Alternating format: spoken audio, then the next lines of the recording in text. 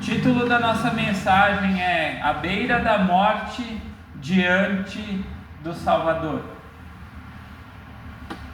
Então nós vamos ver que nesse texto, num dos piores momentos da vida do nosso Senhor Jesus Cristo, quando Ele estava lá para ser crucificado, morrer no nosso lugar, não foi apenas isso que aconteceu, mas houve um encontro também. Alguém que estava perdido irá receber vida. Nós vamos ver aquele criminoso, aquele homem vil, um deles chega ao encontro do Senhor Jesus Cristo e irá se converter a Ele. Aqui nós vemos o caminho da salvação de uma forma simples, direta, completa e suficiente. Porque é isso que esse texto trata. Ele não é apenas um relato da morte do Senhor Jesus Cristo. Ele também mostra como pecadores podem ser reconciliados com Deus. Como pecadores podem ser salvos. Nós vemos que esse homem, então, ele não era um homem que tinha moral, ele não era um religioso, ele não era alguém bem visto pela sociedade, não era um arrependido também de longa data, mas ele era um criminoso condenado nos seus últimos instantes de vida. E como nós sabemos, aqueles criminosos que eram crucificados não eram meros ladrões, como ladrões de galinha, nós poderíamos usar esse termo, mas eram homens maus, que faziam coisas terríveis, que eram perversos. Nós sabemos da ressurreição de Barrabás, que foi um evento terrível, que era muito violento, mas Jesus estava contado com eles. Nós acabamos de ler antes em Isaías que ele ia ser contado com os pecadores. E foi isso o que aconteceu. Mas aqui também nós vamos aprender onde, como e em quem um pecador deve encontrar a salvação. Mas agora nós vamos olhar para a nossa narrativa e vermos de fato como pecadores, onde e quando podem ser salvos e principalmente em quem. Porque há um caminho, há um único caminho. Então voltamos para o nosso texto, que diz no versículo 33: E quando chegaram ao lugar chamado Caveira, então nós vemos que o encontro desse homem com o Senhor Jesus Cristo foi muito diferente dos outros que tiveram encontros com o Senhor Jesus Cristo. Nós vimos muitas narrativas já, onde o Senhor Jesus Cristo curou pessoas, onde ele teve encontro com pessoas nas sinagogas, no templo, em suas casas. Mas esse homem, ele teve um encontro com o Salvador, num dos seus piores momentos, no Gólgota, o lugar de morte. Aqui é usado o termo caveira, porque aquele morro parecia isso. E ele era conhecido como um lugar de vergonha, um lugar de humilhação, porque nós sabemos que antigamente as pessoas eram mortas ou por decapitação ou por apedrejamento. A crucificação, ela servia realmente de fato para humilhar. E aqueles homens também estavam na pior situação, porque provavelmente haveria lá pessoas que eles fizeram mal, talvez familiares, amigos, no seu pior momento, onde eles eram humilhados, porque a crucificação servia para isso, para humilhar. E o nosso Senhor Jesus Cristo estava nesse lugar. Foi nesse lugar que o Santo de Deus entregou a sua vida. Mas isso aqui nos ensina algo crucial. Nós olhando apenas para esse lugar, ele traz um ensinamento muito precioso para nós. A salvação, ela não costuma acontecer muitas vezes em ambientes confortáveis, mas onde o pecador encara a sua condição real. Por isso não há um lugar específico para conversões. Muitas vezes a conversão não vai acontecer necessariamente na igreja, numa pregação. A pessoa vai escutar a mensagem do Evangelho, mas depois ela vai refletir. Muitas vezes vai ser sozinha no quarto, num momento de desespero, vai ser um grande momento de aflição. O Calvário aqui também é um lugar onde o pecado é levado a sério. Porque agora, aquele homem estava nos seus últimos instantes de vida. E com certeza deve ter passado um filme na cabeça daquele homem. Porque como nós sabemos, ele era judeu, então ele tinha sido ensinado, ele leu provavelmente o texto que nós acabamos de ler anteriormente na nossa primeira leitura, de Isaías 53, que falava que o Messias, aquele que haveria de vir, ele seria moído pelas transgressões do seu povo. E foi isso que esse homem começou a avaliar. Também o Calvário é o lugar onde a justiça de Deus é satisfeita. O justo no lugar dos pecadores, onde o Filho de Deus foi moído para que nós pudéssemos ter vida. Foi morto para que nós pudéssemos ser perdoados. Mas também é um lugar onde a graça de Deus é derramada, e nós vemos isso. Porque Ele morreu e ressuscitou, é que nós temos esperança. Porque Ele morreu e ressuscitando que nós temos vida. Porque Ele morreu e ressuscitou é que nós temos esperança do céu. Mas nós vemos aqui que é descrito que havia também 2 pecadores, 2 malfeitores, versículo 32. E também conduziram outros 2, que eram malfeitores, para com eles serem mortos. No versículo 23 daí diz: um à direita e outro à esquerda. Nós precisamos entender que ambos esses homens, eles eram culpados. Ambos sofriam a mesma dor, tinham cometido crimes, delitos, e agora estavam lá para sofrer por causa disso. Os ambos ouviram também as palavras do Senhor Jesus Cristo e viram o seu proceder. Ambos viam o mesmo Salvador, mas apenas um foi salvo.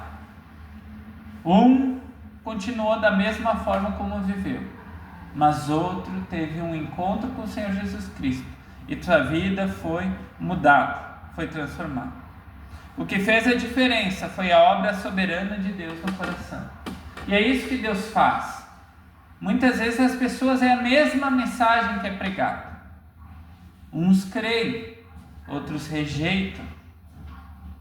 Nós vemos, infelizmente, nos nossos dias, muitas pessoas rejeitando a mensagem do Evangelho, rejeitando a obra de Cristo, negando Cristo, ou colocando Cristo, diminuindo a pessoa do Senhor Jesus Cristo, apenas como um homem bom, um profeta, alguém que trouxe ensinamentos valiosos, o absurdo, até mesmo comunista, e tantas outras bizarrices.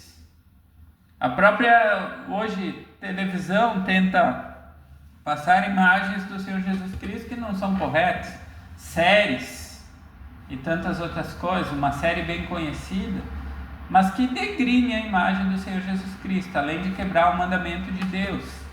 Então nós vemos que, infelizmente, um desses homens não foi salvo, enquanto o outro foi. Por isso destrói também uma ideia que muitas pessoas têm, principalmente nós que vivemos no ambiente católico romano. As pessoas acham que são salvas por boas obras, que o sofrimento salva, que a proximidade de uma religião, a fazer parte de uma igreja, isso também pode me salvar, ou conhecer fatos bíblicos também. Muitas pessoas acham que apenas um conhecimento intelectual acerca de quem Jesus Cristo é salva, mas nós devemos lembrar que os demônios sabem também quem é o Senhor Jesus Cristo, mas eles não creem. É aí que está toda a diferença. Não basta eu apenas saber quem o Senhor Jesus Cristo é. Eu creio nele, eu de fato me arrependi. Então, mais uma vez, nós vimos que é a obra de Deus. Nós só compreendemos de fato quem o Senhor Jesus Cristo é quando nós somos tocados pelo Espírito de Deus. Ele tira a escama dos nossos olhos e nós podemos contemplar a beleza de Cristo. Olhar para Ele, sim, como o ser mais desejado, como o bem mais precioso, que foi entregue por pessoas tão perversas e más como nós. Também nós vemos que esse homem, antes de qualquer fala, aquele homem viu quem Cristo era. Ele observou, nós podemos olhar aqui o versículo 34, e dizia Jesus: Pai, perdoa-lhes porque não sabem o que fazem. E repartindo as suas vestes, lançaram sortes. Então nós vemos aqui o Senhor Jesus Cristo fazendo algo majestoso. Ele estava orando por seus inimigos. No pior momento de sua vida, em vez de falar mal, ofender, criticar, ele estava orando, intercedendo por eles. Mas eu quero que todos abram em João capítulo 19, versículo 26 e 27.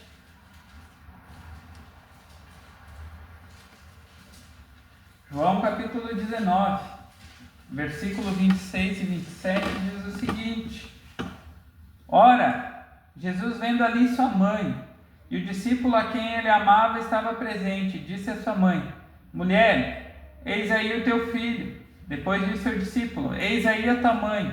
E desde aquela hora o discípulo a recebeu em sua casa. Nós vemos aqui o Senhor Jesus Cristo no seu pior momento também, ele pensando na sua mãe, provendo o cuidado. Ele não ia deixá-la abandonada, até porque nós sabemos que viúvas, como eram tratadas naquele tempo, pessoas que não tinham quem cuidar, o que acontecia. Então nós vemos o Senhor Jesus Cristo, mesmo em meio à dor, Ele cuidando. Mas nós vemos também em toda a narrativa bíblica que tem, não apenas em Lucas, mas em todos os evangelhos, que o Senhor Jesus Cristo, mesmo nesse pior momento, Ele não blasfemou. Ele não largou alguma palavra torpe, grossa. E outra coisa também, mesmo ele sendo tratado como culpado, ele sem jamais agir como tal. Porque esse homem, depois que ele olhou para o Senhor Jesus Cristo, de fato, como ele era, ele viu que Cristo estava lá, mas era injusto o que estava acontecendo com ele. Que ele não merecia. Eles mereciam, mas ele de maneira nenhuma. Porque no próprio Evangelho de João, não precisam abrir, versículo 1 e 14 fala sobre o caráter do Senhor Jesus Cristo. Diz o seguinte: E o Verbo se fez carne e habitou entre nós, e vimos a sua glória como a glória do unigênito do Pai, cheio de graça e verdade. Então o Senhor Jesus Cristo era perfeito. Imaginem alguém sem pecado, sem falha, que não errava, que não blasfemava, que não falava palavras grosseiras. Alguém que era misericordioso, que era amável, paciente, justo, santo. Esse era o Senhor Jesus Cristo. Alguém que era perfeito, que tudo dele fluía como nós vemos no texto. Graça, verdade. Alguém que era misericordioso. Por isso, nós precisamos lembrar que a conversão ela começa quando o pecador enxerga Cristo como ele é. E não como imagina ou como a mídia ou as outras religiões mostram. Nós precisamos lembrar que o Senhor Jesus Cristo, Ele veio sim como homem, mas Ele é Deus. Ele é Deus. Ele é o Filho unigênito de Deus. Ele é santo, santo, santo também. Ele é justo. Ele é puro. Ele jamais pecou. Ele não é apenas alguém que trouxe mensagens preciosas para a sociedade. Ele é alguém que é perfeito. Ele é alguém que é santo. Ele é alguém que é misericordioso. Ele é alguém que é paciente, porque nós vemos, ele foi traído, ele foi ridicularizado, ele foi mal falado. E qual que sempre foi a postura dele?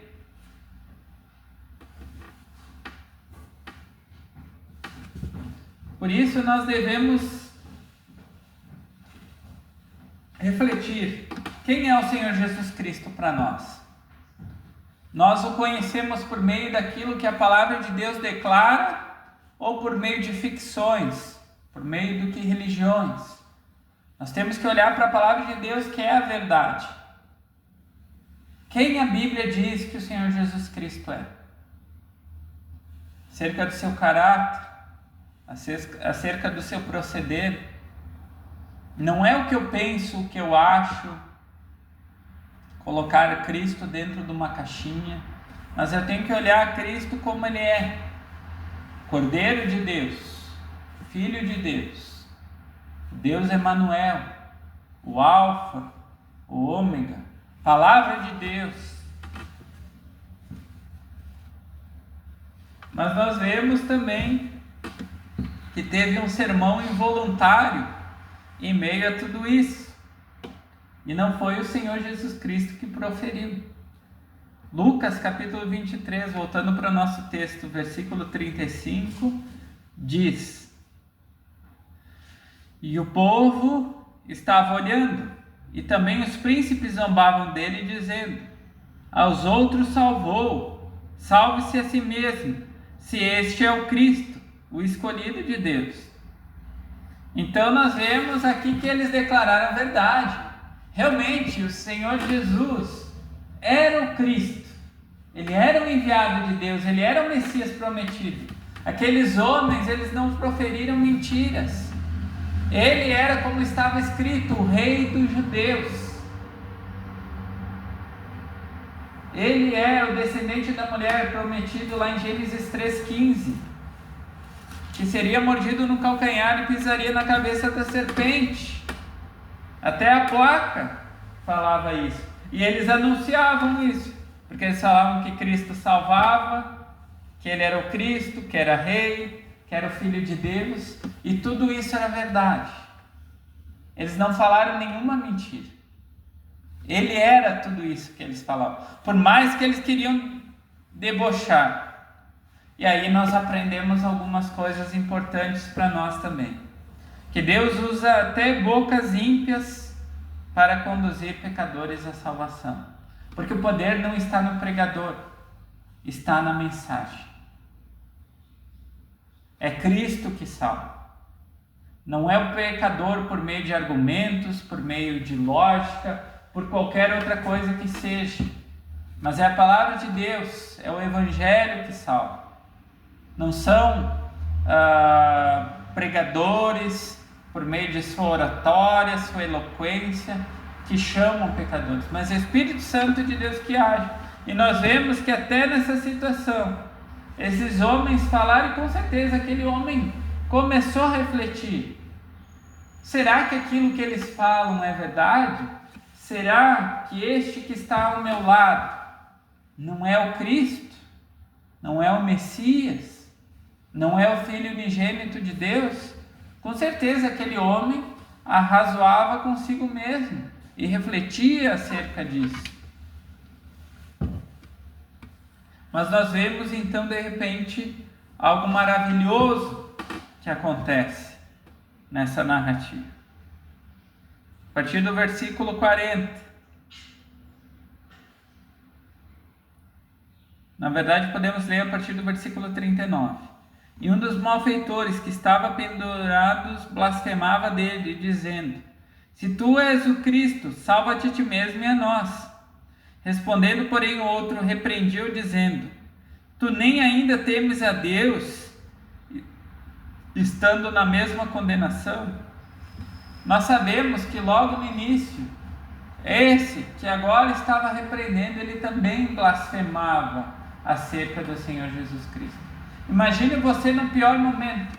Nós, os que já cremos, quando vem dificuldades e lutas, quantas vezes nós falhamos e pecamos, falamos coisas que não gostaríamos, temos descontrole, ira e tantas coisas. Imaginem homens ímpios sendo humilhados, passando o seu pior momento, sabendo que era dali para o fim.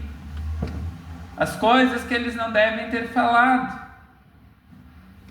nos seus piores momentos, nós vemos que algo acontece. Ele para de blasfemar e começa a temer a Deus. Mas nós vemos aqui uma postura que todo pecador deve ter quando chega até Cristo. No versículo 41. Ele diz: e nós, na verdade, com justiça, porque recebemos os que os nossos feitos mereciam. A primeira coisa que nós devemos compreender é que nós precisamos nos arrepender, porque nós merecemos o inferno, nós merecemos a justiça de Deus, porque nós nascemos em rebelião contra Deus, separados de Deus espiritualmente, mortos em delitos e pecados, como a palavra de Deus diz, e nós precisamos do Messias. Nós precisamos reconhecer que as nossas boas obras não vão nos salvar. Que como a palavra de Deus declara em Isaías 64:6, que todas as nossas boas obras são como trapo de imundície. Nós precisamos reconhecer que nem pensamentos bons, conhecimento teológico, religião, batismo, sacramentos, qualquer outra coisa podem nos salvar. O primeiro passo é um arrependimento, como esse homem teve. É reconhecer que ele era pecador. Era reconhecer que ele era falho. E nós vemos que esse aqui é um arrependimento bíblico, porque não foi um remorso, não foi também uma autopiedade, como muitas pessoas fazem, e nós vemos isso. Também não é uma promessa de melhora, mas é uma confissão diante de Deus. Quem que nós lembramos que agia assim? Não precisam abrir Salmo 51:4, quando Davi pecou. O que ele disse? Contra ti somente pequei. Nós devemos lembrar que quando nós pecamos, em primeiro lugar, nós pecamos contra Deus. Em segundo lugar, com as pessoas. Em primeiro lugar, nós estamos transgredindo a lei de Deus. Nós estamos pecando contra Deus. E por isso nós devemos, em primeiro lugar, se reconciliar com Ele. É por isso que Cristo veio, para nos reconciliar com Deus. Não havia outra forma. Por isso é tão importante essa confissão diante de Deus. Sem confissão de pecados não há conversão. Esse é o primeiro passo. Nós precisamos entender quem nós somos e quem Deus é, quem Cristo Jesus é. Mas nós vemos agora que vem o segundo passo importante. Versículo 42. E disse a Jesus: Senhor, lembra-te de mim quando vieres em teu reino. Senhor, lembra-te de mim. Uma declaração simples. Aqui não há barganha, como muitas igrejas hoje têm ensinado, através da teologia da prosperidade, teologia do coaching. Não há exigências. Deus, eu me entrego ao Senhor, mas o Senhor faz isso, faz aquilo outro, me liberta disso. Não há mérito nenhum. O que aquele homem pecador poderia oferecer a Deus? Na cruz, pregado, nenhum ato religioso. Mas até mesmo nós, o que nós podemos oferecer a Deus? O que nós podemos fazer para nos tornar agradáveis diante de Deus? Não há nada que nós podemos fazer. Somente o que Cristo fez. Em nós, nada. Por isso, é o que nós vemos a postura desse homem. Em primeiro lugar, submissão. Senhor, nós devemos lembrar que Cristo não é somente Salvador. Ele é Senhor. Ele é Senhor Supremo. Ele está no controle de todas as coisas. Nada desse mundo foge do controle dele. Nem mesmo um cabelo da nossa cabeça não cai sem Deus permitir. Nada desse mundo foge do controle de Deus. Fé também no reino. Fé na vida eterna. que essa vida não é apenas aqui e agora, mas que é uma eternidade para aqueles que se arrependem e creem no Senhor Jesus Cristo. Um lugar que Ele prometeu, onde não haverá mais dor, não haverá mais tristeza, onde nós iremos honrar e glorificar de fato Deus com o nosso viver, entoar hinos, louvores perfeitos ao nosso Deus, e principalmente dependência total. É como isso. Por isso, nós devemos ter muito cuidado. Dízimos não salvam, ofertas, religiosidade, batismo, porque aquele homem não teve tempo para ser batizado. Ele não teve tempo para fazer parte de uma membresia de uma igreja. Obviamente que ele iria fazer essas coisas, mas para a salvação isso não é necessário. Nós sabemos que hoje há muitas igrejas que pregam porque precisa ser batizado para ser salvo. Isso não tem respaldo nas Escrituras. É somente por meio de arrependimento e fé no Senhor Jesus Cristo. Ele veio como estava, isso é essencial. Muitas pessoas tentam se mudar por meio da religião. Querem primeiro adotar toda aquela bagagem religiosa para depois vir até Cristo. Não! Quando eu entendo que eu sou pecador, eu vou direto a Ele, sem desculpas, sem argumentos. Que nem eu falei, é dependência, confiar que o sangue de Cristo é suficiente para me limpar dos meus pecados.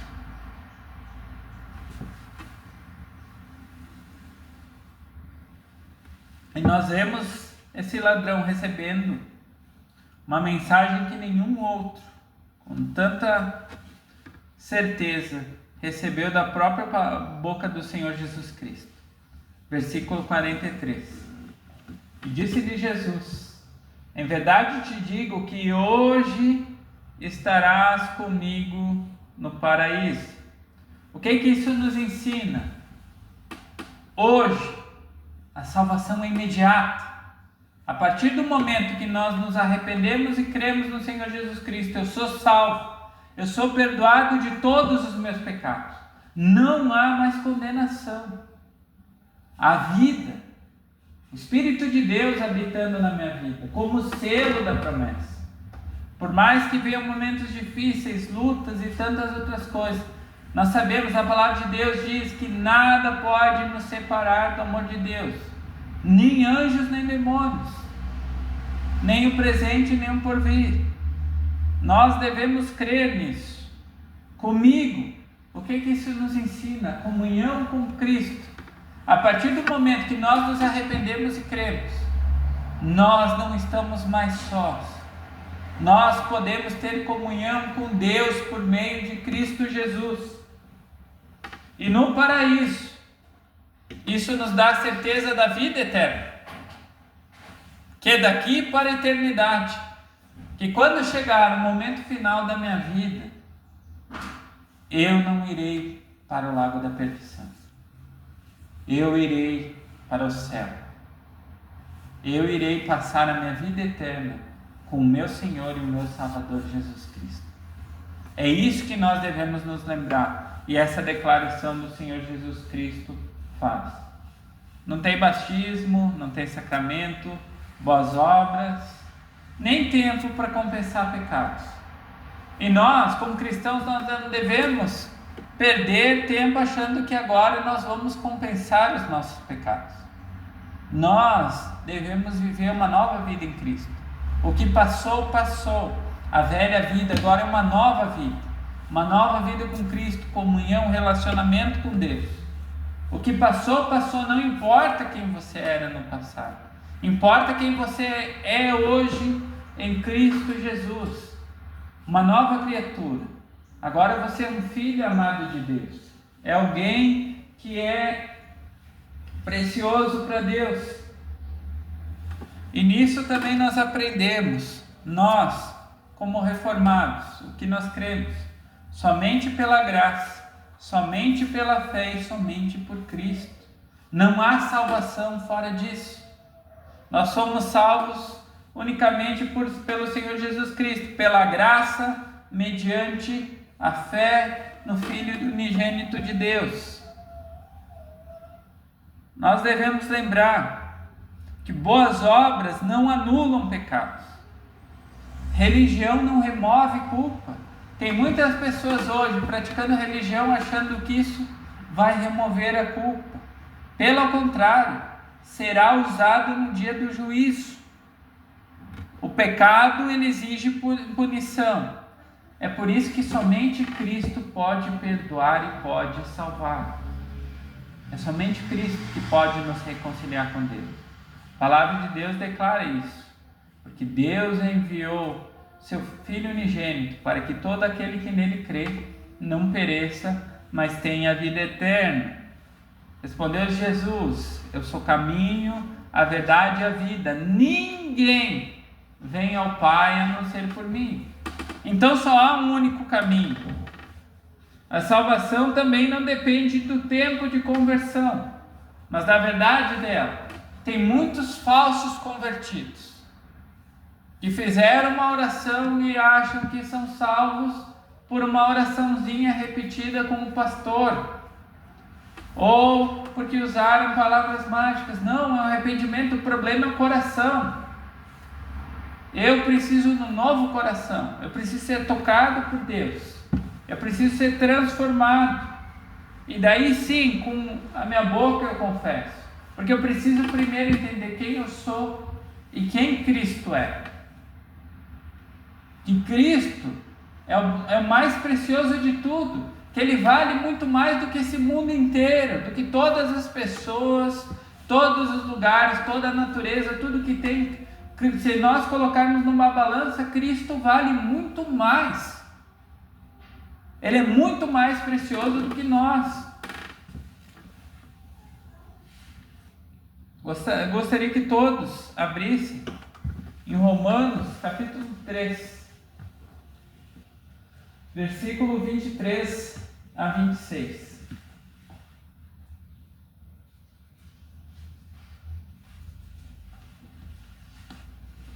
Romanos capítulo 3, versículo 23 a 26. Diz assim: porque todos pecaram e destituídos estão da glória de Deus, sendo justificados gratuitamente pela sua graça, pela redenção que há em Cristo Jesus, a qual Deus propôs para propiciação pela fé no seu sangue, para demonstrar a sua justiça pela remissão dos pecados dantes cometidos sob a paciência de Deus, para a demonstração da sua justiça nesse tempo presente, para que ele seja justo e justificador daquele que tem fé em Jesus. Por isso nós vemos que nós também não podemos separar a justificação de santificação. Aquele que nos justificou irá santificar, e esse é o fruto da salvação. Esse é o resultado. Alguém todo dia sendo mais transformado à imagem do Filho unigênito de Deus, tendo um caráter transformado. Não é religião, não é atos religiosos, não é apenas ser batizado, fazer parte de uma membresia de uma igreja. É mudança de coração e mudança de mente. Talvez pode haver alguém ainda nessa tarde que seja com esse homem. Obviamente não com esses crimes públicos, mas com uma vida roubada de Deus. Anos vividos somente para si mesmo, pensando só nos meus sonhos, meus objetivos, aquilo que eu quero, o melhor dessa terra, ser famoso, ser bem visto, ser respeitado. Mas isso somente traz culpa acumulada e consciência pesada. Porque sem Cristo não há esperança nenhuma para nós. Nós podemos conquistar esse mundo, mas o que adianta se perdermos a nossa alma? O que adianta viver os melhores momentos aqui, talvez em 50, 60 anos, e passarmos uma eternidade no inferno, separados de Deus, sofrendo com a nossa consciência nos martelando? Por que nós rejeitamos a Deus? Por que nós não buscamos quando ainda havia tempo? Por que nós pensamos somente em nós mesmos? Por que nós não priorizamos saber mais acerca do caminho verdadeiro? Hoje, ainda há momento para ser salvo, porque o Evangelho está sendo pregado. Mas nós vemos que cada vez mais, conforme mais as pessoas rejeitam a mensagem de salvação, mais elas se endurecem. E cada vez mais elas seguem por caminhos contrários à vontade de Deus. Por isso, nós devemos ir a Ele como nós estamos. Não esperar melhorar, não tentar compensar por meio de atos religiosos, por meio de religião, mas orar como esse homem orou: Senhor, lembra-te de mim. Foi isso que todos nós que cremos fizemos. Quando nós chegamos a Ele, nós clamamos por Ele: Senhor, olha para mim, esse pecador miserável, não tem esperança nenhuma para mim. Eu não sei como foi com vocês, mas eu me lembro das minhas palavras. Depois de viver tanto tempo na religião, quando eu cheguei num momento específico, eu disse: Senhor, ou o Senhor me salva ou me mata, porque é melhor eu pegar e já ser cortado da terra do que viver mais muitos anos separados da verdade, com a minha consciência martelando por causa do meu pecado, por causa daquilo de errado que eu fazia. Então, tem um momento, quando Deus nos toca, que nós olhamos para nós e lutamos com o pecado. E daí, quando nós vemos Cristo, nós vemos a esperança. E o que nós fazemos é correr para Ele com todas as forças. Não tentamos barganhar, não tentamos usar nada, só chegamos e nos humilhamos. É assim que começa. Sem humilhação, sem arrependimento genuíno, não tem conversão. É por isso que nós devemos nos dobrar diante dele. E lembrar que o mesmo Cristo que falou para esse homem: hoje estarás comigo no paraíso, Ele é o mesmo ontem, hoje e eternamente. Se nós formos a Ele, Ele não irá nos rejeitar. Se nós irmos a Ele em arrependimento e fé, Ele nos aceita. É Ele que nos aceita, não é nós que o aceitamos. É nós que vamos lá e nos humilhamos. Porque Ele é glorioso, Ele é majestoso, Ele é o Filho unigênito de Deus. Ele é aquele que tem que ser louvado e adorado. É por meio dele que todas as coisas existem. Ele estava lá na criação. Foi por meio dele, ele é a palavra de Deus. Tudo que existe é por causa dele. O próprio Espírito Santo de Deus, que nós vemos hoje, infelizmente, o movimento pentecostal, neopentecostal, dando tanta ênfase, ele veio para apontar para Cristo. Ele veio para revelar a grandeza de Cristo. E é isso que o Espírito Santo faz. Ele nos convence do pecado, da justiça e do juízo. Mas quando ele faz isso, ele nos aponta para aquele que vai nos salvar. É somente o Senhor Jesus Cristo que salva. É somente Ele que nos reconcilia com Deus. Por isso que possamos avaliar, de fato, se um dia nós fomos em arrependimento genuíno e nos prostramos a Cristo e nos rendemos, e Ele nos deu fé para crermos nele, que Ele é o Senhor e Salvador. Que Deus aplique essa palavra no nosso coração nessa tarde.